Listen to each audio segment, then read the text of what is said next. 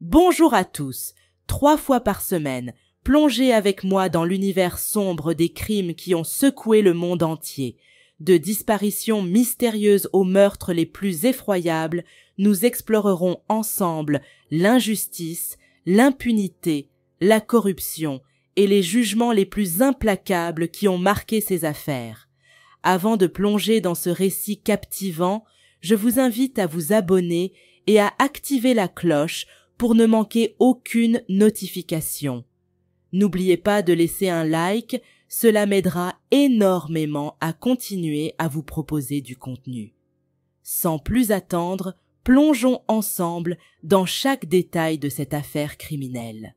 Blanca Olivia Arellano est née le 6 février 1971 dans la municipalité d'Atizapan de Zaragoza, au nord-ouest de l'État de Mexico, au Mexique. Elle était la benjamine de Dolores Gutiérrez et de son mari, dont, étrangement, le nom est resté dans l'ombre.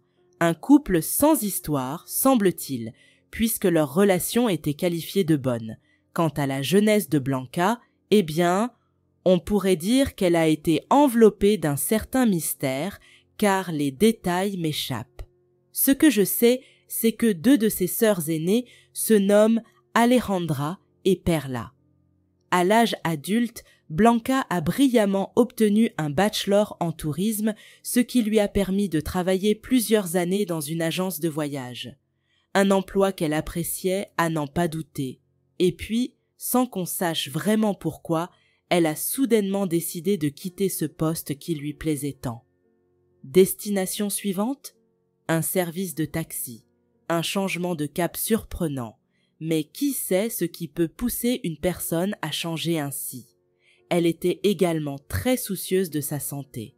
Chaque matin, elle montait en selle pour une petite virée à vélo avant de se rendre à la salle de sport.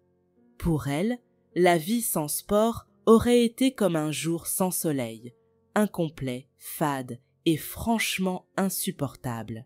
Même si Blanca se sentait parfaitement à l'aise dans sa propre compagnie, elle ne restait presque jamais seule. Elle était entourée d'un cercle d'amis fidèles, parmi lesquels Mercedes, Sonia et Maru. Ses amis se retrouvaient souvent, échangeaient sur les petits et grands événements de la journée, tout en partageant des secrets à voix basse, comme si chaque mot était un trésor à protéger. La spiritualité occupait une place prépondérante dans sa vie.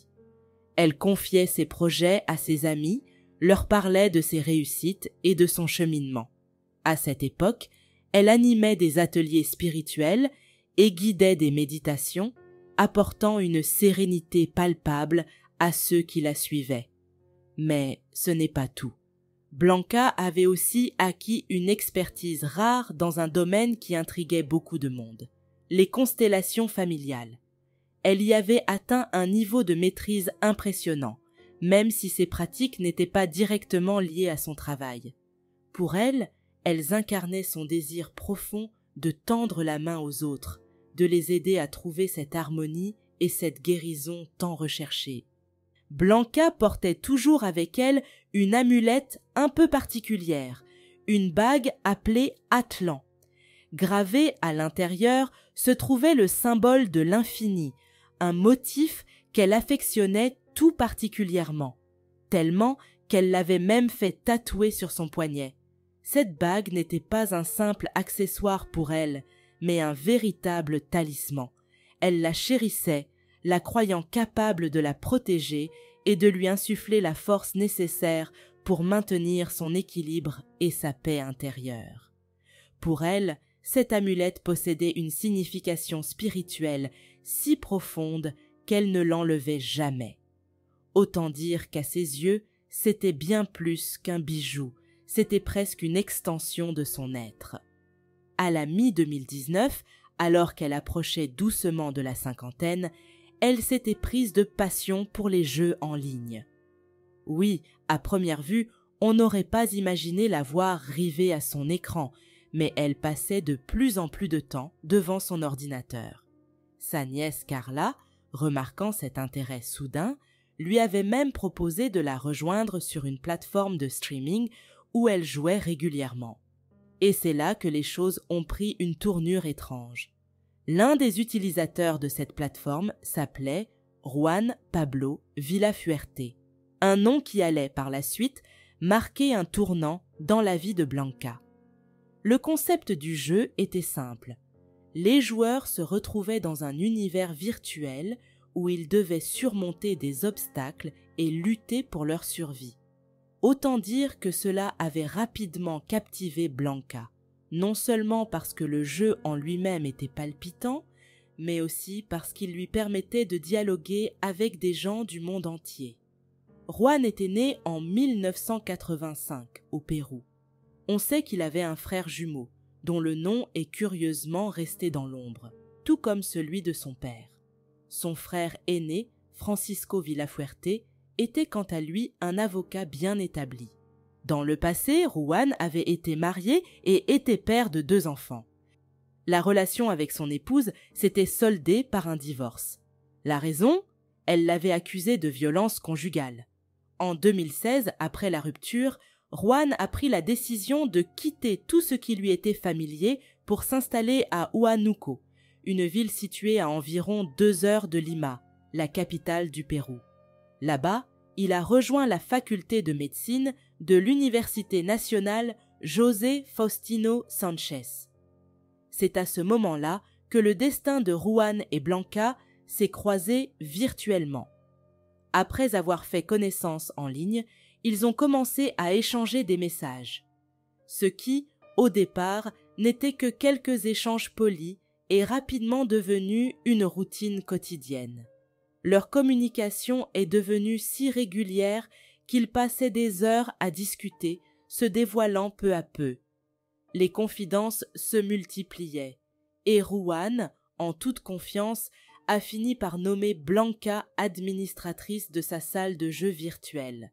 Le 23 mars 2020, alors que le Mexique était plongé dans l'urgence sanitaire à cause de la pandémie de coronavirus, Blanca a dû, comme tant d'autres, s'adapter à un mode de vie totalement inédit. Les restrictions avaient chamboulé son quotidien, affectant son travail et l'ensemble de ses activités. Pour combler ce vide, elle passait désormais la majeure partie de son temps à jouer en ligne et à discuter avec Juan. Leur relation virtuelle s'était intensifiée, ils échangeaient en vidéo, regardaient des films ensemble jusqu'à des heures tardives. Juan, un homme au talent caché, jouait de la guitare. Il lui envoyait des partitions, des vidéos de ses performances et, cerise sur le gâteau, il lui dédiait même des chansons. Pour le 50e anniversaire de Blanca, il lui avait écrit un message de vœux sur sa page de réseau social.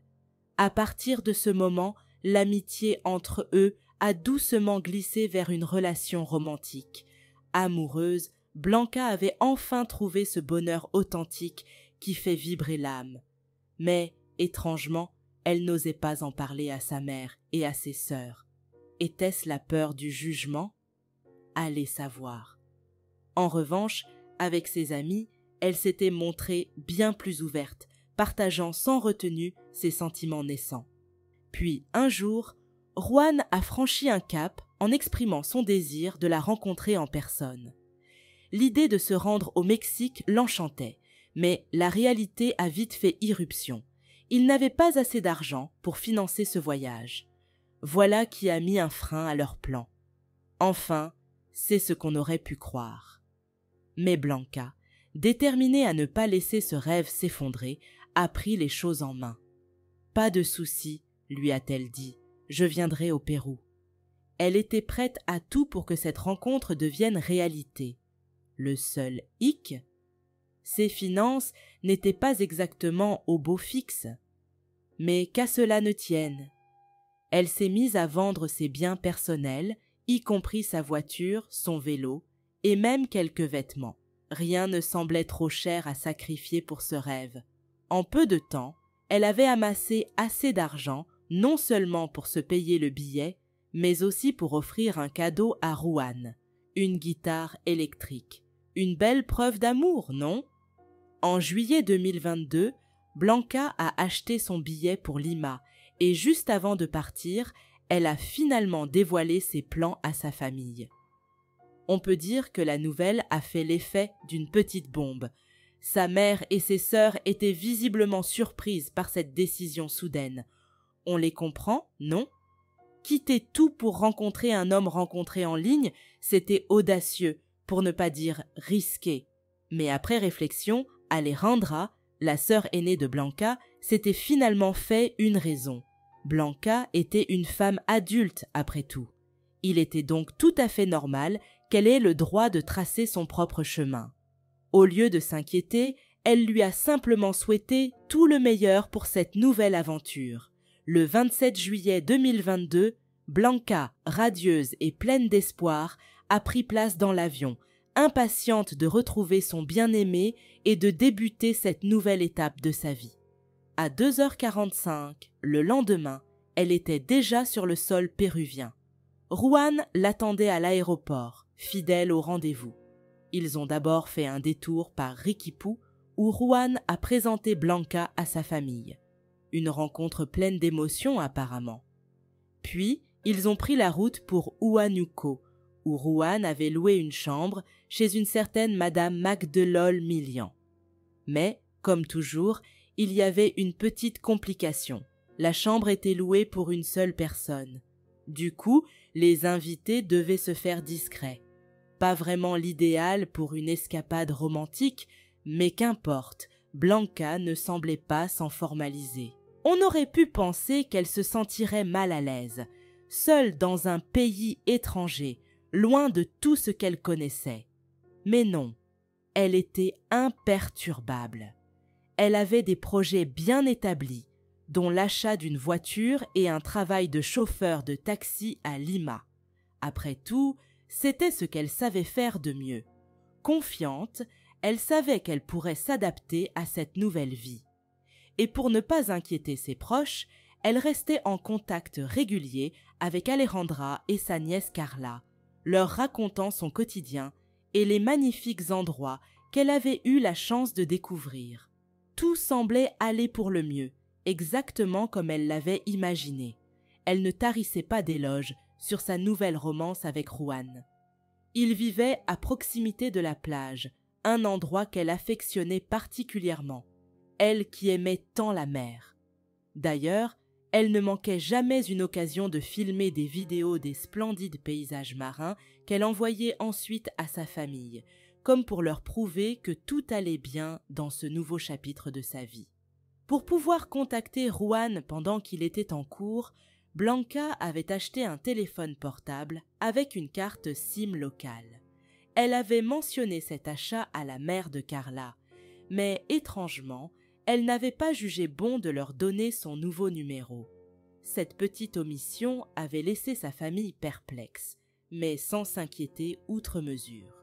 Après tout semblait aller bien dans sa vie. Pendant que Juan était à l'université, Blanca restait seule dans leur petite chambre. Pour combler ses journées, elle participait à des formations en ligne avec son amie Mercedes. Rien de bien alarmant en soi, sauf que Juan n'appréciait guère cette activité. Du coup, elle s'était résignée à suivre ses formations en toute discrétion avant qu'il ne rentre à la maison. Un petit secret de plus dans leur relation, dirait-on. Un jour, elle s'était confiée à Mercedes, avouant qu'elle devait cacher ses activités en ligne à Juan. C'est là que son amie, tout en réfléchissant, lui avait fait réaliser un point troublant.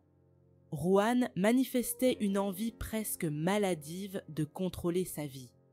Cela a poussé cette dernière à y réfléchir davantage. Petit à petit, cette idée s'est installée dans son esprit et avec le temps, les tensions ont commencé à éclater au grand jour. Leur relation, autrefois passionnée, s'était mise à se détériorer. À ce moment-là, Blanca n'avait ni travail, ni revenu propre. Juan, lui donnait 20 $ par semaine pour couvrir ses dépenses. Une maigre somme, compte tenu de la situation. Les disputes entre eux se faisaient de plus en plus fréquentes, souvent alimenté par le fait que Juan avait des journées bien remplies à l'université et qu'il ne rentrait parfois même pas dormir. Cette distance n'a fait qu'amplifier les désaccords. Puis, en octobre 2022, une nouvelle tournure est venue bouleverser encore davantage leur relation. Juan a fait la rencontre d'une autre femme, Carmen Marilyn Castillo Jiménez, qui louait une chambre pour étudiants dans le nord-est de Lima. Tombés amoureux l'un de l'autre, ils ont commencé une romance, et très rapidement, il a commencé à passer de plus en plus de temps avec Carmen. Il s'est senti tellement sûr de ses sentiments pour elle qu'il a décidé de rompre avec Blanca. Le 6 novembre 2022, vers 2h de l'après-midi, Juan se trouvait à Lima et a envoyé un message à Blanca lui disant qu'il arriverait dans 3 heures. Vers 6h du soir, heure locale, arrivé dans la rue, il a désactivé le GPS de son téléphone avant de se rendre dans la chambre pour rencontrer Blanca. Les détails de ce qui s'est passé alors restent flous, mais une chose est sûre, il a frappé la femme à la tête et aux côtes à plusieurs reprises. Il l'a battue jusqu'à ce qu'elle cesse de respirer. Ensuite, utilisant ses instruments médicaux, il a démembré le corps pour s'en débarrasser plus facilement.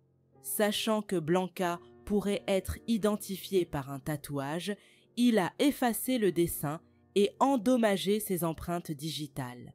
Le lendemain, il a commencé à chercher sur Internet comment réinitialiser les paramètres d'usine du téléphone de Blanca. Pendant ce temps, l'inquiétude grandissait du côté de la famille de Blanca. Les SMS envoyés à la femme restaient sans réponse et, de plus en plus alarmés, ses proches ont tenté de la retrouver sur les réseaux sociaux. C'est Carla qui a pris les devants, envoyant un message à Juan pour savoir où pouvait bien se trouver sa tante. La réponse qu'elle a reçue a été pour le moins déconcertante. Juan a prétendu qu'il n'en savait rien, ajoutant que Blanca, déçue de leur relation, avait décidé de partir à Lima pour prendre du recul. À la fin de ce récit, clairement inventé de toutes pièces, il a ajouté que Blanca avait prévu de retourner au Mexique, ayant réalisé qu'il ne pourrait jamais lui offrir la vie dont elle rêvait. Un récit bien ficelé, mais qui n'a convaincu personne. La famille de Blanca, perplexe et profondément inquiète, ne pouvait pas croire un mot de cette histoire. Blanca ne leur avait jamais laissé entendre qu'il y avait des problèmes avec Juan, encore moins qu'elle voulait rentrer au Mexique. Quelque chose ne collait pas, c'était évident. N'ayant plus confiance en cet homme à peine connu, ils ont décidé de prendre les choses en main. Ils se sont tournés vers les habitants locaux, réussissant à publier une annonce concernant la disparition de Blanca. Le nom de Juan figurait bien évidemment dans l'annonce comme étant la seule personne avec qui Blanca avait des liens étroits dans ce pays étranger. Alors que l'inquiétude grandissait chez les proches de Blanca, la distance amplifiait leur angoisse. Finalement, après plusieurs heures, ils ont contacté les autorités locales et déposé une plainte officielle pour disparition. La police péruvienne a rapidement ouvert une enquête. Pendant ce temps, Juan, pressentant que les choses se compliquaient, s'est activé à se créer un alibi. Il a contacté un camarade de l'université, Edson Amir, prétextant qu'il était malade et avait besoin d'aide. Aux alentours de 16h, Edson, une fois chez Juan, a été accueilli avec des verres d'alcool. Rapidement, il a sombré dans l'ivresse, incapable de comprendre la situation. Vers 18h, Juan l'a accompagné à l'extérieur, sous le regard des voisins, s'assurant que tout le monde les voyait ensemble. Puis, ils sont allés dans un magasin où Juan a acheté 8 sacs poubelles, un détail passé inaperçu pour un Edson bien trop saoul pour poser des questions. Après avoir raccompagné son camarade, Juan est retourné dans sa chambre où il s'est retrouvé seul face à l'horreur de ses actes. C'est là qu'il a mis les parties du corps de Blanca dans les sacs poubelles. Plus tard dans la soirée, il s'est dirigé vers la plage, près du port, avec une idée bien précise en tête, se débarrasser des restes. Il a choisi un endroit précis, le canal Godillo, qui se jette dans la mer. Une fois son sinistre travail accompli, il est rentré chez lui, sans un regard en arrière. Le 8 novembre 2022, Juan est ressorti, cette fois avec un grand sac à dos sur les épaules. Il s'est dirigé vers un centre commercial où il a acheté divers produits de nettoyage, dont une importante quantité de chlore. Ce n'était pas son jour de chance. En sortant du magasin, il a été filmé par une caméra de surveillance. De retour chez lui, il s'était attelé à la tâche avec une précision glaçante. Il avait soigneusement nettoyé la pièce, effaçant méticuleusement chaque trace de son crime. L'idée était simple, se débarrasser de toutes les preuves et continuer sa vie comme si de rien n'était. Mais le destin avait d'autres projets pour lui. 2 jours plus tard, le 10 novembre 2022, un groupe de pêcheurs travaillait paisiblement au port de la plage. Ce qui n'était qu'une journée ordinaire s'est soudain transformé en cauchemar. Leur attention a été attirée par un étrange vol d'oiseaux tournoyant au-dessus du rivage. Curieux, ils se sont approchés. Ce qu'ils ont découvert sur le sable ce jour-là les hanterait à jamais. Là, étalés devant eux, gisaient des restes humains, une tête sans visage, une main et un corps. Le choc était indescriptible. Terrifiés, ils ont immédiatement contacté la police. Les officiers, accompagnés de représentants du parquet général et de la criminalistique, sont arrivés sur les lieux de la macabre découverte. Alors qu'ils inspectaient les parties du corps éparpillées sur le sable, ils ont remarqué un détail inhabituel, une bague sur l'un des doigts de la victime. Un détail qui, à ce moment-là, a commencé à faire germer une hypothèse parmi les enquêteurs. La femme avait probablement été tuée ailleurs et le meurtrier aurait ensuite démembré son corps pour le transporter jusqu'à la plage. Mais il fallait encore confirmer l'identité de la victime. L'identification des restes s'est cependant avérée plus complexe que prévu. Les doigts de la victime étaient si mutilés que les experts n'ont pas pu prélever d'empreintes digitales, ce qui a compliqué leur travail. Cependant, ce détail a éveillé une nouvelle hypothèse. La victime pourrait être étrangère. Lors d'une conférence de presse, le chef de la police a informé les médias que, selon les premières estimations, la victime était une femme âgée de 35 à 45 ans. Pendant ce temps, grâce à la viralité des réseaux sociaux, une rumeur s'est répandue concernant la disparition d'une touriste mexicaine arrivée à Lima quelques mois auparavant. Peu à peu, les pièces du puzzle ont commencé à s'emboîter et les enquêteurs ont rapidement compris qu'il y avait un lien entre la découverte des restes sur la plage et la disparition de Blanca Olivia Arellano. Ignorant l'avancée de l'enquête, Carla continuait désespérément de chercher des réponses concernant la disparition de sa tante. Le 12 novembre, la jeune femme a une nouvelle fois lancé un appel à l'aide au public, espérant que quelqu'un pourrait l'aider à retrouver Blanca. Mais cette fois, l'angoisse et le désespoir prenaient le dessus. Dans un geste courageux, elle a pointé du doigt Juan, le qualifiant de principal suspect dans la disparition de sa tante, car, après tout, il était la dernière personne à l'avoir vue vivante au Pérou. La publication de Carla a clairement secoué Juan, qui a rapidement réagi en adoptant une posture de défense.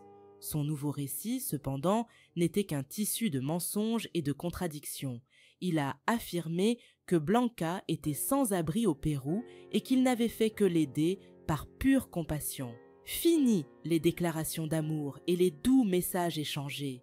Il niait catégoriquement l'existence de toute romance entre eux, prétendant que tout cela résultait d'un malentendu, amplifié par ce qu'il appelait la fragilité mentale de Blanca. Une tentative grossière de se dédouaner. Comme si cela ne suffisait pas, il est allé encore plus loin en menaçant de porter plainte contre la famille de Blanca pour diffamation. Un coup classique de celui qui, acculé, cherche à retourner la situation. Mais bien évidemment, Carla ne s'est pas laissée impressionner. Elle a immédiatement réfuté chacune des allégations de Ruan, se lançant dans une véritable bataille sur les réseaux sociaux, défendant l'honneur de sa tante avec acharnement. Ruan, de son côté, faisait tout son possible pour effacer les traces de sa relation avec Blanca. Il a changé sa photo de profil et supprimé toutes les photos, les messages et les preuves qui pouvaient indiquer qu'ils avaient partagé autre chose qu'une simple cohabitation. Le 13 novembre, le parquet a annoncé son intention de se rendre à Huánuco pour accélérer l'enquête. Il était grand temps de confronter les données, obtenir des réponses et convoquer Ruan devant la justice. Et le 14 novembre, un tournant décisif a eu lieu. Ruan a officiellement été désigné comme principal suspect dans la disparition de Blanca. Convoqué pour un interrogatoire, il a choisi la voie du silence. Pas un mot, pas la moindre collaboration. Évidemment, ce mutisme n'a fait qu'attiser les soupçons. Les enquêteurs, voyant clair dans ce jeu, ont rapidement ordonné la perquisition de son domicile. Le frère de Ruan, Francisco, en tant qu'avocat, semblait troublé par ce silence obstiné, mais a maintenu que Ruan et Blanca n'avaient jamais entretenu de relations romantiques. La défense de Ruan s'effondrait sous le poids des preuves. Le même jour, la famille de Blanca a informé la police que Ruan l'avait accueillie à l'aéroport, prouvant leur lien. L'analyse des photos a confirmé que la bague retrouvée sur la plage appartenait à Blanca. Le 15 novembre, lors de la perquisition chez Ruan, les enquêteurs ont découvert 3 valises, des vêtements féminins, un drapeau mexicain et des mèches de cheveux. Des traces de sang ont également été révélées partout dans la maison. Les analyses ADN ont confirmé qu'il s'agissait du sang de Blanca, plongeant sa famille dans le désespoir. Alejandra et Carla ont alors décidé de se rendre au Pérou pour témoigner contre Ruan. À leur arrivée, elles ont dû identifier les vêtements de Blanca, une épreuve déchirante mais nécessaire. Pendant ce temps, Ruan, sentant la fin approcher, avait fui Huánuco pour se réfugier chez sa maîtresse, Carmen. En 2022, la Cour suprême du Pérou a émis un mandat d'arrestation contre lui, mais il avait déjà disparu, échappant brièvement à la justice. L'enquête a pris une tournure plus inquiétante lorsqu'ils ont découvert qu'il avait un frère jumeau, compliquant la recherche. Cependant, Ruan a rapidement été retrouvé chez Carmen, à San Juan, et arrêté. Emmené à Lima, il a été placé en garde à vue. Lors de son interrogatoire, il a nié toute implication, affirmant qu'il n'était pas sur les lieux et que sa relation avec Blanca était uniquement virtuelle. Pour couronner le tout, il a eu l'audace de demander que la tranquillité de la famille de Blanca soit respectée, tout en exhortant la police à trouver les véritables criminels. Mais ces mensonges ont fini par s'effondrer.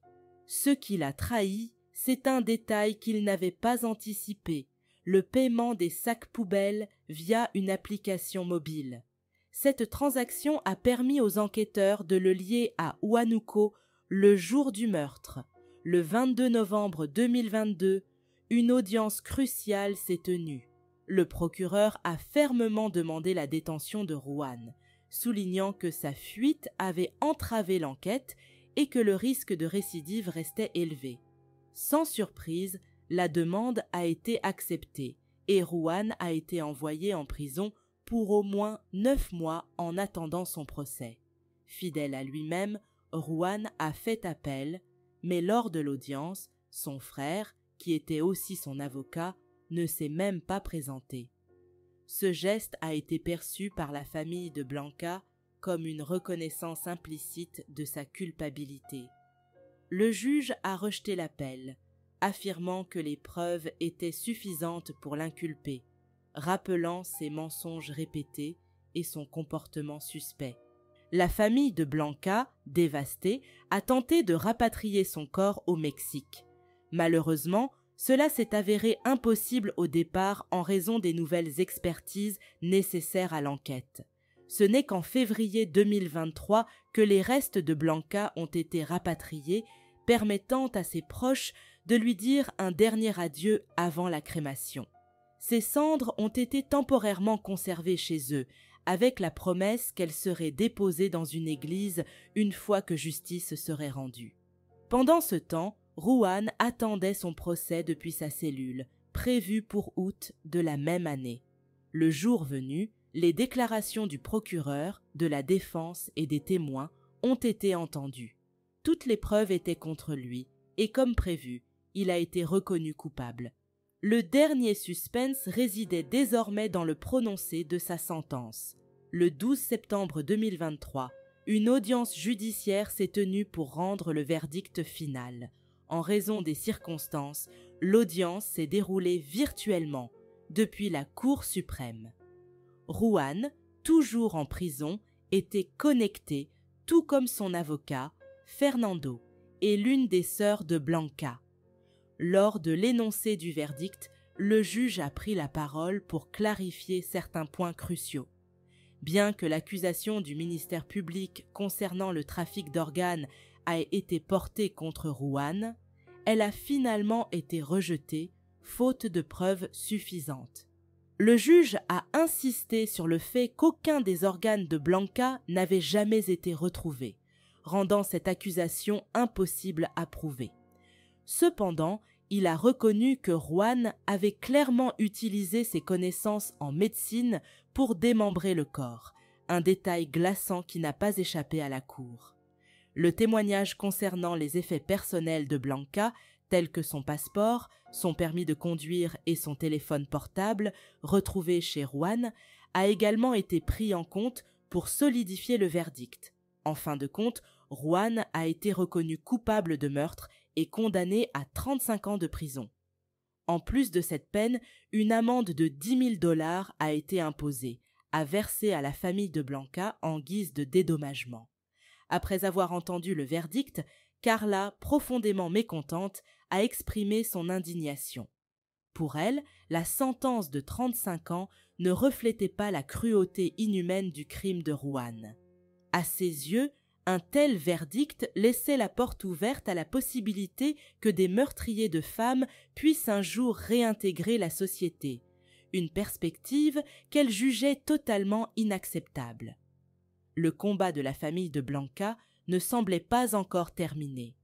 Eh bien, chers spectateurs, c'est ici que se termine l'histoire criminelle d'aujourd'hui.